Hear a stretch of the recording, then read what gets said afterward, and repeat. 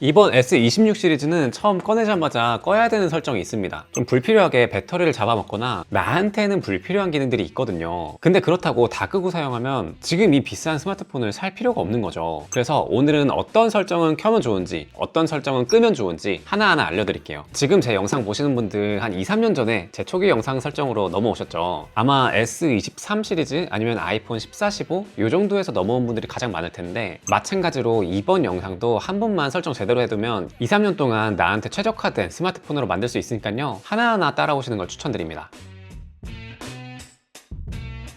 먼저 첫 번째로는 갤럭시 AI 들어와 주세요. 여기에 있는 거 거의 대부분 다 한 번씩 들어가서 다 켜주도록 합니다. 특별하게 이번에 바뀐 것들 위주로 설명을 드릴게요. 통화 어시스트, 여기에 들어가면 통화 스크리닝이라는 게 새롭게 추가가 되었는데, 이거는 이렇게 전화가 왔을 때 이 AI 아이콘 요걸 누르게 되면은 각각 실행을 할 수가 있습니다. 근데 통화 스크리닝 이쪽으로 들어가게 되면 조금 더 자세한 설정을 할 수 있어요. 이쪽 메뉴에 들어와서 사용함으로 바꿔주시고, 발신번호 및 스팸 확인 요것도 눌러주세요. 그러면 우리가 자동으로 스팸 의심되는 번호들 있잖아요. 그런 것들은 자동으로 스크리닝 하겠다 이런 걸로 됩니다. 근데 애초에 그냥 차단하는 방법도 있어요. 요즘에는 정확도가 꽤나 높기 때문에 그냥 전부 다 차단을 해버립니다. 물론 이렇게 설정하면 정말 나한테 걸려온 전화, 일부 고객센터라던가 은행 앱들 이런 전화도 못 받을 수가 있으니까 요거까지는 추천하진 않아요. 피싱까지만 하는 걸 추천드립니다. 그리고 통화 스크리닝으로 자동 전환, 이거는 상대방이 누구인지 모르는 번호, 그러니까 내가 저장하지 않은 번호, 요거까지도 전부 다 스크리닝 할 건지 요건데, 이거는 내가 모르는 번호도 종종 받아야 되는 일이 있다 하시는 분들은 위에 것만 선택하는 게 좋죠. 그리고 언어 같은 경우에는 한국어로 설정하는 게 좋겠죠. 그 다음 여행 가면 통역 앱, 요걸 은근히 쓸 때가 있을 텐데, 이거는 마이크 자동으로 켜기 요거는 꺼주도록 합니다. 이걸 끄게 되면 내가 버튼을 눌렀을 때만 마이크를 인식하도록 하는 건데, 자동으로 넘어가게 되면은 좀 종종 불편한 상황이 나오더라고요. 그리고 여행 가실 분들은 통역용 언어펜, 이 언어팩들을 그 나라에 맞게 미리 다운받아 놓는 거, 이걸 추천드립니다. 그러면 오프라인에서도 바로 번역 앱을 사용할 수가 있어요. 그 다음 이번에 새롭게 바뀐 거, 나우너치 기능, 요거 켜고 사용하는 거 추천드립니다. 이거는 화면에 있는 내용들을 전부 다 이해를 하는 건데, 뭐 친구랑 대화하는 기록 중에서 뭐 몇 시에 약속을 잡았다, 아니면 뭐 청첩장을 받았다, 그런 일정들을 확인했을 때 자동으로 이거 캘린더에 추가할래? 이런 식으로 물어봅니다. 그래서 와, 이제는 진짜 스마트폰이 정말 스마트하다 이런 게 느껴지는 기능이더라고요. 그 다음 알림 하이라이트, 요거는 원UI 8.5에서 아마 새롭게 생긴 기능 같아요. 아이폰의 기능 중에서 이 요약 기능, 요거랑 비슷한 역할을 하는데 요것도 해두면 좋겠죠. 그러면 중요한 알림들만 따로 분류를 해서 별도로 알려줍니다. 약간 그룹화를 해준다 생각하시면 돼요. 그리고 기기 내에서만 데이터 처리, 요거 옵션을 켜게 되면은 좀 제약되는 사항들이 많으니까 AI 기능들을 전부 다 사용하고 싶다 하시는 분들은 요걸 끄는 걸 추천드립니다. 다음으로는 소리 및 진동, 이쪽으로 가줄게요. 여기에서 중요하게 설정해야 되는 것들이 있는데, 우선 진동 세기 여기로 가줍니다. 여기에서 전화 올 때 진동 소리 재생 요거를 켜주게 되면, 진동 모드일 때 전화 못 받으시는 분들 있죠. 이 설정을 켜줌으로써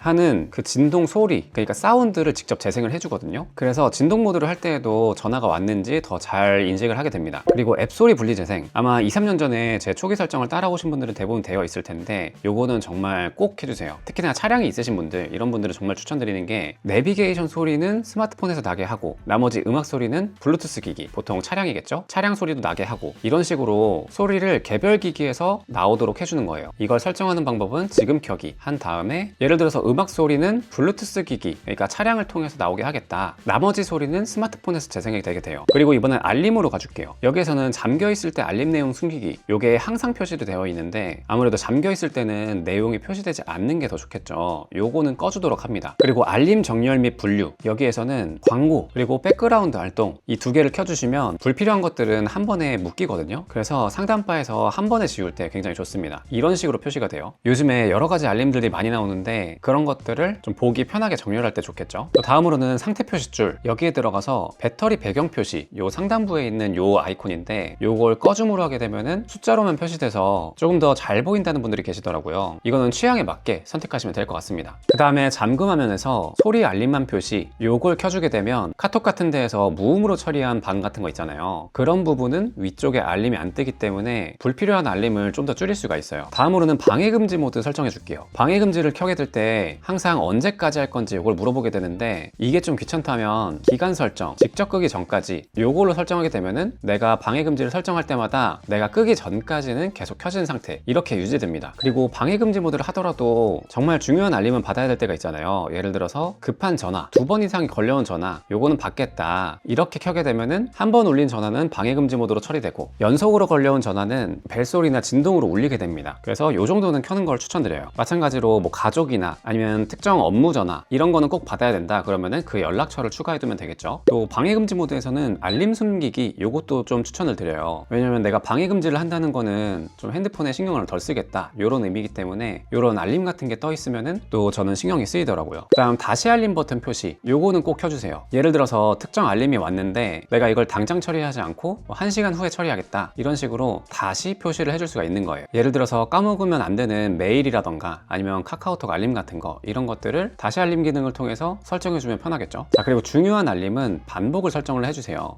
그리고 참고로 여기에 세로선이 있는 거, 이거는 글자 부분, 여기를 터치했을 때 상세 설정을 들어갈 수 있는 거니까 참고하시면 좋습니다. 특정 어플의 알림은 확인할 때까지 계속 반복 알림을 하겠다, 이런 설정이거든요. 중요한 업무적인 거는 이걸 설정해두면 좋겠죠. 그 다음 재난 문자, 요거는 본인의 상황에 맞게 선택하시면 되는데, 공적인 장소에서 갑자기 울리면 약간 당황스러운 경우도 좀 있으니까 내 라이프 스타일에서는 그렇게 중요하게 뭐 날씨나 그런 것들이 중요하지 않다 하시는 분들은 요걸 꺼두시면 됩니다. 그 다음 디스플레이 설정으로 가볼게요. 여기에서는 다크 모드를 기본적으로 추천을 드려요. 왜냐면 다크 모드로 했을 때 번임 방지, 배터리 절약, 그리고 좀 눈이 편한 효과를 볼 수가 있습니다. 그리고 갤럭시 S26에서 새롭게 나온 기능이죠, 프라이버시 디스플레이. 요거를 평소에는 꺼두시되 필요할 때 켜면 돼요. 근데 이게 밝기가 충분히 밝은 상황에서는 옆으로 돌려도 꽤나 보이더라고요. 특히나 지하철 같은데 이럴 때에서 사용할 때 양옆자리 사람까지는 꽤나 보이기 때문에, 그럴 때는 향상된 프라이버시 보호, 요걸 켜게 되면은 바로 옆자리에 있는 사람도 보기가 쉽지 않아집니다. 대신에 그만큼 나도 색감에 손상이 좀 있으니까 이거는 필요할 때만 켜는 걸 추천드려요. 근데 정말 중요한 건 요 자동 켜짐 조건, 요건데요. 특정 어플을 들어갔을 때 자동으로 켜지게 하겠다. 예를 들어서 특정 보안이 필요한 업무 어플이라던가 아니면 개인적인 연락, 이런 앱을 켤 때는 자동으로 켜지게 하겠다, 이렇게 설정하면 되는 거죠. 그리고 알림 팝업이랑 이 비밀번호 입력할 때 요거는 꼭 켜주세요. 알림 팝업이 상단에 뜰 때 위쪽에 가려지는 거는 프라이버시가 훨씬 더 강하게 켜져서 바로 옆자리에서도 거의 안 보이게 됩니다. 정말 좋은 기능이에요. 예를 들어서 같이 화면을 보고 있다가 출금 알림이 떠서 잔액이 얼마 나왔는지 이런 게 같이 보이면 약간 민망하잖아요. 그런 상황을 방지할 수가 있습니다. 참고로 이거는 우측 상단을 내려서 이쪽에서도 바로 켜고 끌 수 있으니까 사용하실 때 참고하시면 좋습니다. 다음 색상 최적화, 이거는 주변의 빛을 감지해서 색온도를 조금씩 맞춰주는 건데 난 누렇게 되는 게 싫다 하시는 분들은 이거 끄시면 됩니다. 화면 모드는 나는 조금 편하게 보고 싶다 하시는 분들은 자연스러운 화면, 근데 나는 쨍한 화면이 좋아 하시는 분들은 선명한 화면, 이걸 추천드립니다. 그리고 화면 회상도, 이거는 기본으로 FHD 플러스가 되어 있을 거예요. 근데 어차피 좋은 스마트폰 화면 크기도 크니까 QHD 플러스 요걸로 적용하는 걸 추천드려요. 아마 기본 모델은 이 옵션이 없을 거예요. 그 다음 엣지 패널, 여기에 들어가면 우측 상단에 있는 요 엣지 패널을 조절을 할 수가 있는 건데, 여기에서 앱이랑 도구, 클립보드 요 정도는 추가해 놓는 걸 추천드립니다. 그럼 옆에서 엣지 패널을 꺼냈을 때 나침반이라던가 아니면 내가 복사한 텍스트, 사진, 이런 것들을 바로바로 꺼내 쓸 수가 있어요. 그리고 엣지 패널에서 정말 박수를 친 기능이 있는데, 정확히는 AI 셀렉트 기능이거든요. 예를 들어서 영상을 보고 있을 때 특정 부분을 캡처하고 싶을 때 있잖아요. 근데 너무 순식간에 지나가서 내가 캡처를 못했다, 그래서 짜증나는 경우가 좀 있는데, 엣지 패널을 길게 클릭하고 있으면 되돌려보기 기능이 뜹니다. 저도 더 신자님 꿀팁에서 처음 보게 됐는데, 이러면 몇 프레임 전까지 자동으로 화면을 따줘서 내가 원하는 부분을 캡처하기가 더 좋아지더라고요. 이건 정말 아이디어가 좋은 기능인 것 같아요. 다만 좀 바라는 점이 있다면, 지금은 1초 이내 정도 캡처가 되는 것 같은데 약간 더 늘려서 한 2-3초 정도까지 되면 훨씬 더 캡처하기 편하지 않을까 싶습니다. 참고로 이거는 이렇게 동영상이 움직일 때, 이럴 때만 작동을 하니까 사용할 때 참고하세요. 자, 그리고 다시 설정으로 들어와서 이 내비게이션 바 가줍니다. 여기서 스와이프 제스처를 하게 되면 아이폰처럼 아래에서 위로 끌고 왔을 때 홈화면, 그리고 양옆에서 안쪽으로 밀면 뒤로 가기를 할 수 있는 기능이에요. 근데 이렇게 하면 밑에 있는 버튼 화면까지 더 쓸 수가 있으니까 훨씬 더 화면을 넓게 쓸 수가 있습니다. 여전히 버튼을 쓰시는 분들이 많은데 스와이프 제스처 화면 넓게 쓰는 거에 적응하시면은 스크롤하면서 뭐 쇼핑을 할 때나 이럴 때 굉장히 좋으니까 한번 적응해 보시는 걸 추천드려요. 그 다음 배터리 설정으로 가줄게요. 여기에서는 배터리 보호, 이쪽 글씨 부분 터치해 줍니다. 근데 배터리 보호는 기본 설정이 되어 있을 거예요. 근데 만약에 나는 평소에도 충전을 많이 할 수 있고 좀 3년 4년 오래 쓰고 싶다 하시는 분들은 요 최대 충전 범위를 100%가 아니라 뭐 85, 90 이렇게 낮춰서 사용을 하시면 배터리 수명에 조금 더 도움이 됩니다. 물론 나는 한 2년마다 바꿀 거다 하시는 분들은 그냥 배터리 보호 없이 그냥 그냥 사용하셔도 괜찮아요. 그리고 홈화면에서 아래에 있는 미디어 페이지 추가 요거 옵션은 꺼주세요. 이거는 홈화면 좌측으로 봤을 때 다양한 컨텐츠 추천이 뜨는 건데 이게 불필요하신 분들은 이걸 끄시면 됩니다. 그리고 홈화면 배열이 최대 5/6까지밖에 안 되는데 이렇게 설정해도 위아래 배열이 좀 많이 남거든요. 이거보다 조금 더 한 화면에 어플이 많이 들어왔으면 좋겠다 하시는 분들은 스토어에 들어가서 굿락을 설치해 주세요. 그 다음 앱에 들어간 다음에 홈업을 다운받아 줍니다. 그 다음 홈업에 들어가서 사용, 홈화면 배열 여기에 들어가면 이제 5/7 그리고 6/7, 7/7까지도 만들 수 있는데 저는 개인적으로 5/7 정도까지가 딱 적당하더라고요. 여기에서 페이지 반복 이것도 켜게 되면은 한쪽으로 넘겼을 때 계속해서 여러 개 페이지를 반복할 수가 있으니까 이것도 실제 사용할 때 굉장히 편하더라고요. 그 다음 나우바 이거는 원UI 8부터 새롭게 생긴 기능이죠. 하단에 필요한 정보들을 노출시켜 주는 건데 필요 없는 것들은 여기서 꺼주시면 됩니다. 그 다음으로는 보안 및 개인정보 보호 여기에 들어가서 이 보안 위협 자동 차단 요거는 원래 켜져 있을 건데 필요한 순간은 여기 와서 끄시면 돼요. 그 중에서 내부로 들어가서 자동으로 켜기 요 옵션은 활성화 시켜주는 걸 추천드려요. 예를 들어서 내가 갤럭시 스마트폰 무음 카메라를 만들겠다 그럴 때 이 보안 위험 자동 차단 요거를 가끔 꺼야 될 경우가 있거든요. 그럴 땐 끄고 나서도 나중에 30분 후에 자동으로 켜지는 거예요. 하지만 평소에는 항상 켜놓는 걸 추천드려요. 자, 그 다음에 기타 보안 설정 이쪽으로 가줄게요. 여기에서는 앱 고정 허용이라는 게 있는데 이거를 활성화해 주세요. 그러면은 뭐 친구한테 잠깐 스마트폰을 빌려줄 때 그럴 때 너 이것만 해 라고 하면은 다른 앱으로 넘어갈 수가 없습니다. 이걸 풀고 싶으면 이렇게 위로 올려놓은 다음에 잠금 해제를 해야 풀리게 돼요. 잠깐 스마트폰을 빌려줘야 되는 상황 그럴 때 쓰시면 되겠죠. 자, 그리고 유용한 기능으로 갈게요. 여기에서는 실험실 그리고 모든 앱에서 멀티 윈도우 지원 이걸 해주시면 갤럭시의 장점이죠. 분할 화면을 하거나 아니면 팝업 화면을 할 때 이때 원래는 지원하지 않는 어플도 팝업 화면을 쓸 수 있도록 해줍니다. 자, 그리고 다음으로는 음성 호출로 가줄게요. 여기에서는 빅스비보다는 퍼플렉시티 요거를 추천드립니다. 헤이플렉스라고 하게 되면은 음성 어시스턴트 자체를 퍼플렉시티로 불러올 수가 있어요. 훨씬 더 AI를 사용하는 데 좋겠죠. 자, 그 다음에 멀티 윈도우 이걸 자주 사용하시는 분들은 전부 다 켜는 걸 추천드리고요. 두 손으로 밀면 분할 화면 그리고 위에서 당기면 바로 팝업 화면으로 만들어주는 설정입니다. 자, 그리고 모션 및 제스처 여기에서는 폰을 들 때 알림 요거는 꺼주세요. 나도 모르는 사이에 핸드폰이 켜져서 막 버튼이 눌렸던 거 이런 것들을 방지할 수가 있습니다. 그 다음 들어서 화면 켜기 이거는 기본으로 꺼져 있을 텐데 이것도 그냥 그대로 냅둬주세요. 꺼주세요. 나도 모르게 화면이 켜져서 이것저것 눌리는 거 그런 걸 방지할 수가 있어요. 그리고 손으로 밀어서 캡처 요거를 잘 하시는 분들도 있는데 캡처를 잘 못하겠다 하시는 분들은 전원 버튼이랑 볼륨 아래 버튼 이거를 동시에 클릭하면 바로 캡처를 할 수가 있습니다. 그래서 저는 이게 불필요해서 끄고 사용을 해요. 그 다음 화면 캡처 및 화면 녹화 이쪽으로 가줄게요. 여기에서 공유 삭제 이걸 켜게 되면 캡처를 했을 때 이 버튼으로 바로 공유를 하게 되면 공유 후에 자동으로 삭제가 됩니다. 불필요하게 갤러리 남는 거 이런 거를 방지할 수가 있겠죠. 그 다음 게임 많이 하시는 분들은 게임 부스터 설정 이쪽에 들어가서 인게임 패널 접근 위치 요거를 알림으로 바꿔줍니다. 그러면 게임 중에 떠있는 이 인게임 패널을 알림을 내려서 확인하도록 이렇게 변경을 할 수가 있어요. 그리고 투폰을 사용하시는 분들 뭐 카카오톡이나 다른 SNS들 이런 거를 두 개를 만들고 싶다 하시는 분들은 여기에서 설정을 하시면 됩니다. 카톡 같은 거는 설치를 하게 되면 여기 바로 뜨니까 활성화해서 로그인 하시면 돼요. 그 다음 디지털 웰빙 및 자녀 보호 기능 요즘에 스마트폰 디톡스를 좀 하고 싶다 하시는 분들은 여기에서 설정하시면 됩니다. 내가 하루에 몇 시간 이내로만 스마트폰을 사용하고 싶다. 물론 이 목표치를 다해도 사용할 수 있어요. 다음으로는 디바이스 케어 여기에서 자동 최적화 이거를 옵션을 켜줍니다. 이 스마트폰 언제 껐는지 기억 안 나시죠? 근데 종종 한 번씩 꺼주면 캐시 같은 게 자동으로 삭제돼서 뭔가 특정 앱에서 오류가 있었다 그런 것들을 해결할 수가 있습니다. 아니면 아예 일주일에 한 번씩 다시 시작을 예약하는 것도 괜찮은 방법이고요. 그 다음 메모리 여기에 들어가서 램 플러스 이거는 최대치로 넣어주세요. 실제 램보다는 조금 느리지만 이 스마트폰에 남는 공간 이걸 램처럼 약간 비슷하게 활용하는 거거든요. 그래서 램 리프레시를 조금 더 줄일 수 있습니다. 그 다음 지금 스마트폰 처음 구매하신 분들은 여기 자가 진단 여기에 들어가면 삼성 멤버스 앱이 자동으로 열려요. 여기에서 다양한 센서들이나 뭐 터치 같은 것들 이런 것들 정상인지 확인을 할 수가 있습니다. 그리고 나중에 수리를 맡길 때는 내 개인정보를 누군가 보는 거 그게 좀 찝찝하잖아요.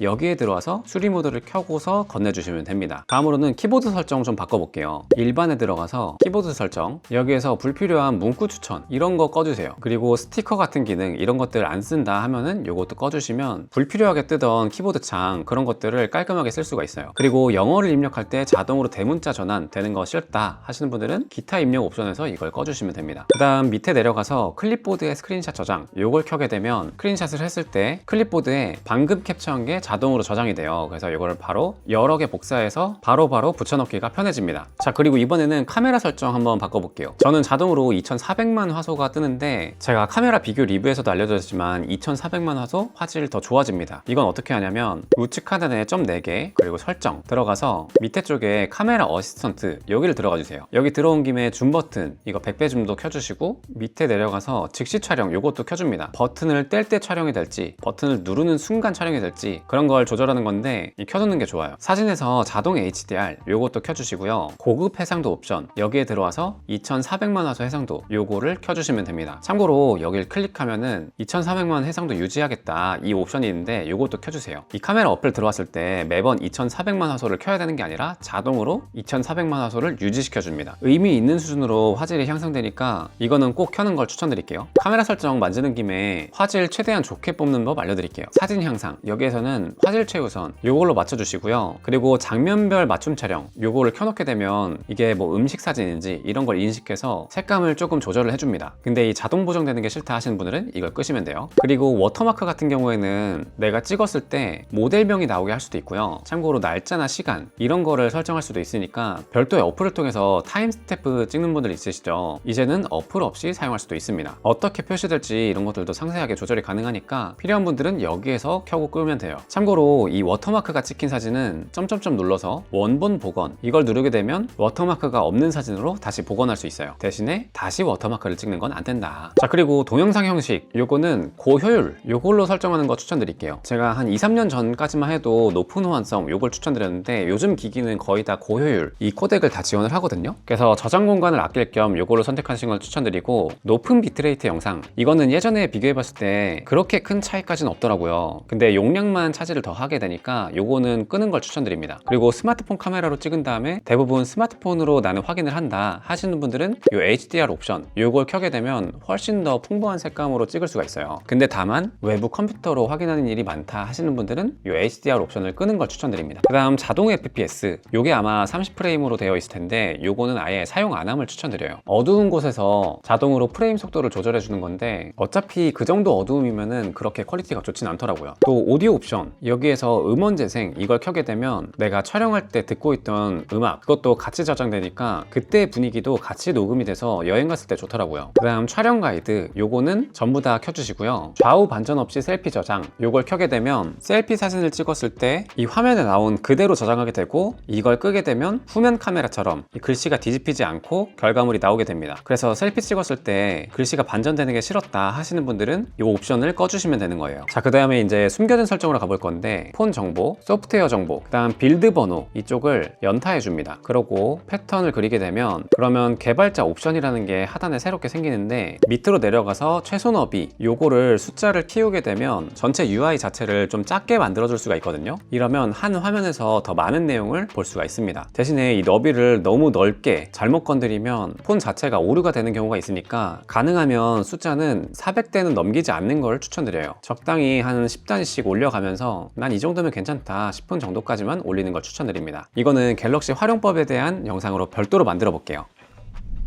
자, 이렇게 갤럭시 S26 시리즈 초기 설정 한번 알아봤는데요. 이번에 S26 울트라 정말 좋아졌어요. 그래서 다양한 꿀팁들 어떻게 활용하면 좋은지 이것도 금방 가져오겠습니다. 이 정보들 빠르게 받아보실 분들은 지금 구독 눌러놓고 또 하이프도 한 번씩 부탁드리겠습니다.